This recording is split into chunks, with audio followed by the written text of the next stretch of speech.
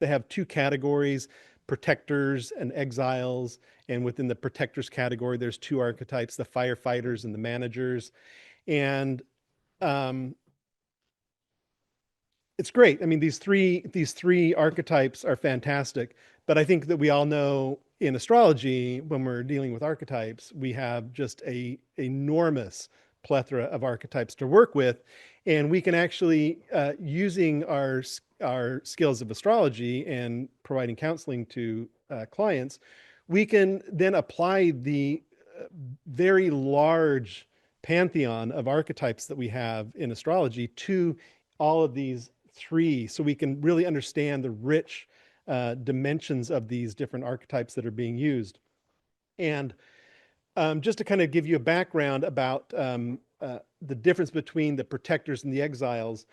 Exiles represents the parts of us that are suppressed or oppressed in the system of our own psyche by the protectors, who, when you start getting to know them, we see that they're trying to do a good job, but they're kind of screwing things up by creating some chaos in the system. So we have these exiles, which are suppressed and kind of like, you might think of, if we've done inner child work, we might think of like, you know, an inner child who's not being let out and being kind of like oppressed by the larger system.